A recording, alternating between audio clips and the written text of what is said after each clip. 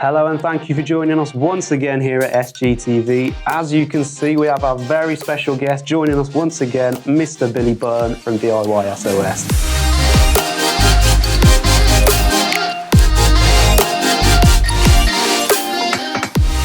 Billy, how are you today? I'm fine. Thank you for bringing me back. It's a pleasure, always a pleasure. Must have worked out the first time. So today we're going to be talking just briefly about SGTV, which is the channel you're watching right now. It's a new channel from us here at Scolmore Group. Basically, rather than it being solely product-based, we want to create talking points for the guys out there. A place where you can come to search for things like how you become an electrician, how you pick up an apprenticeship, you know, things that we hope will be useful to you guys out there. So Billy, with that said in mind, can you give us a brief talk about how you got into becoming an electrician? It's a strange thing. I always wanted to have an apprenticeship. I didn't mind what apprenticeship it was, a plumber, chippy, electrician, and I fell in the category, lucky enough, as an electrician. And I done a 6-year course from 1965 to 1971, where we got our city and guilds.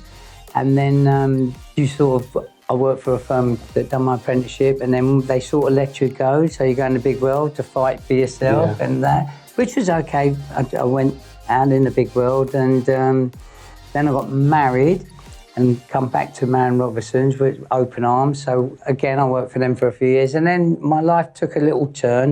In 1977, I went to Saudi Arabia, and I was working for a massive company out in Saudi Arabia for 3 months. I was going to go for a year, but I lasted for 3 months. It was like I missed home, missed my daughter Emma. So I decided I'm a homely guy and I want to be at home with my wife and Emma. And then from there, I started doing contract for the BBC for a couple of lighting contracting firms. And in 1980, an opportunity come to join the BBC, have an interview and everything, and it was, you know, because you wanted something so much, because I was out working, filming, but I wasn't getting regular work. And what I needed, that by then I had 2 daughters, I needed regular work. I wanted a steady income. So I went in, had the interview at the BBC, very, very lucky, got the job. I was allowed to start at a TV centre. I spent 18 months at a TV centre, and then I moved to Ealing.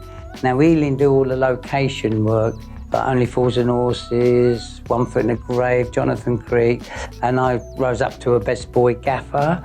And then that went on for 20 years. And then all of a sudden, I got a phone call from my office at Ealing saying, would you like to go to Bristol for 3 months? And I thought, not really, why? Are you trying to get rid of me?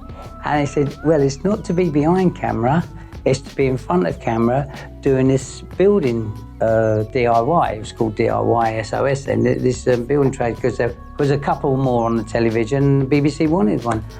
I thought, yeah, I could do something like that. Yeah. But I'd forgot all about wiring and doing the electrics and everything, because I'd been in film game, which is plug and play. But because of a sound apprenticeship where everyone needs, whenever you get a chance to get an apprenticeship, buy it, you need it, because I tell you what, once you've gone through your apprenticeship, once you've stated that you are an electrician or a plumber, you can always go a break away and come back. You've got that trade for the rest of your life.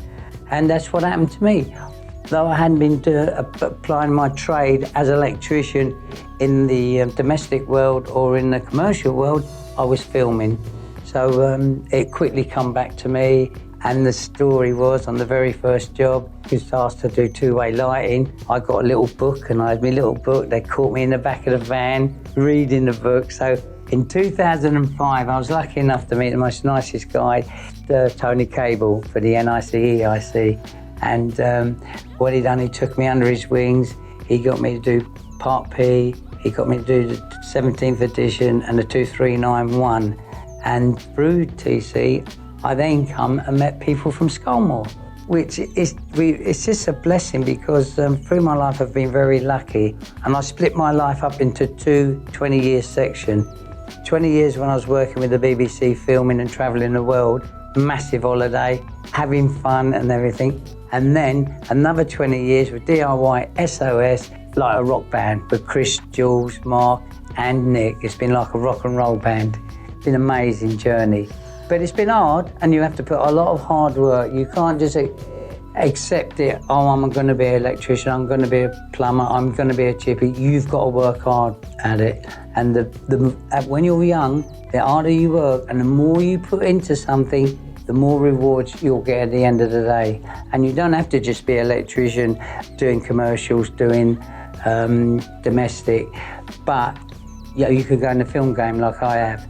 And then when it does come back, you still got that memory of what you've learned. Ladies and gentlemen, what more can I say? Billy's said it all. You know, that is just priceless advice for you guys out there. Billy, as always, it is an absolute honour and a pleasure to have you on the show. And we hope to see you again here at SGTV again. Bye-bye. Take care.